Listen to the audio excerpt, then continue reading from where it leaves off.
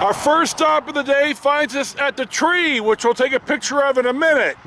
These are the Sherman Mountains, erosional remnants rising above the floor of the land here.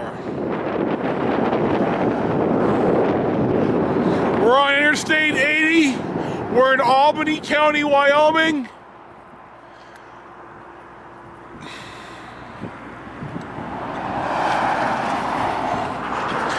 We were here year before last, but I had screwed up the old camera. I didn't have a good charge and I couldn't take videotape of the tree. So we pulled over here to take some stills and some film of the tree and the mountains. Here is Tree Rock. When the Union Pacific was built through here in 1867, they detoured the tracks a touch to come by this tree growing out of the rock, ergo Tree Rock.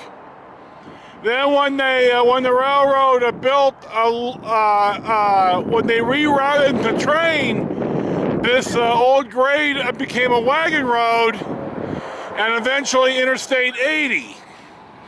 It's US 30 also, which is part of the famous Lincoln Highway, which is Interstate 30, US 30, US 40, US 48, and US 50. In fact, Dublin Canyon Road is part of the Lincoln Highway, of which if you watched any of my films, I've showed you this very L painted on the bridge. This L used to be the sign of the Lincoln Highway when there were not numerical highway numbers, which came about in 1926, when the U.S. highways took effect. So here's our 360th Tree Rock. This is a historical spot. I'm glad I got my camera charged, unlike the last time, year before last, when I was an idiot. So here you have it, we're pressing on. It's a nice day in the middle of Wyoming on June the 1st. And here you have it. Just a couple miles west of Tree Rock is the highest point in elevation of Interstate 80, which is at the Lincoln Monument. We'll get all that information shortly. I think we're about 8,600 feet in high. This elevation kills me. This is the monument to the Henry B. Joy, was the first president of the Lincoln Highway Association and the president of Packard Motor Cars in the 1910s. And he helped to foresee the idea of a coast-to-coast highway. And in 1916, the feds started to match state funds in building roads.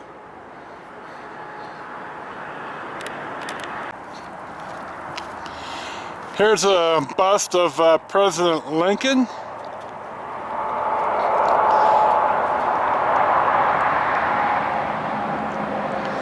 And this is what the monument looks like. This has been moved here from the old US 30 summit. Look at the clouds in the background. Isn't it a beautiful day?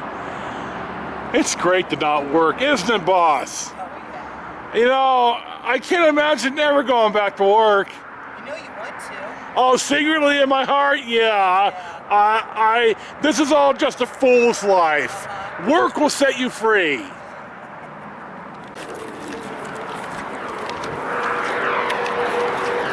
Love you, Mr. Groove.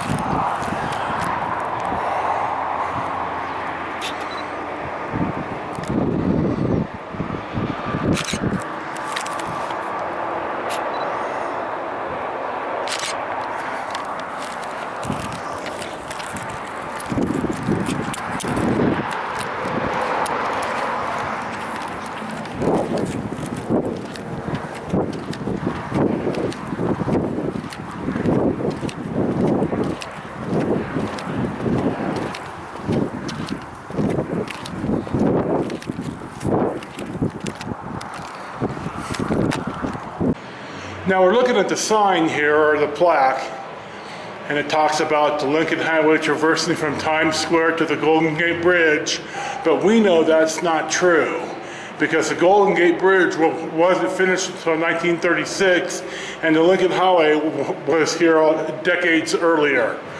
The Lincoln Highway actually ends in Golden Gate Park in front of the, well, I just saw this on Google Maps.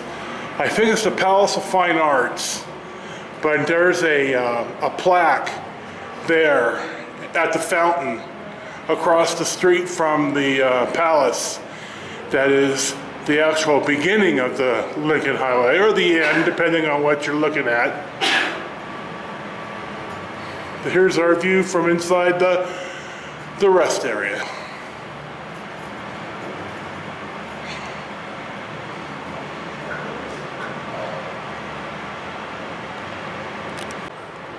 As we can see, the summit used to be 88.35, and now along I-80 it's only 86.40. It is the highest spot in elevation on Interstate 80.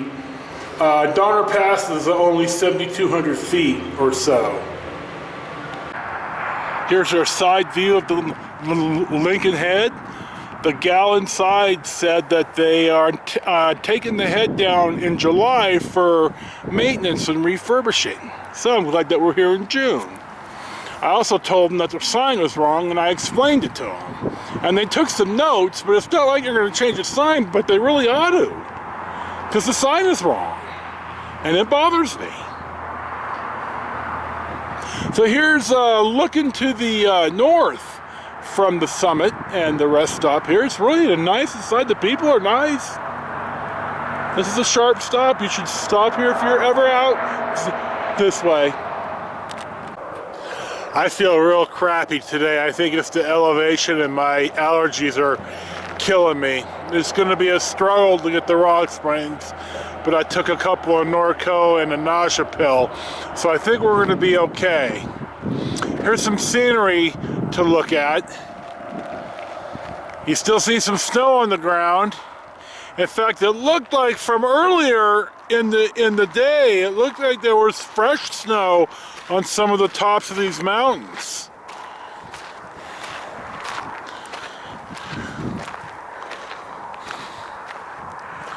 And here's what's little of Arlington, Wyoming there is.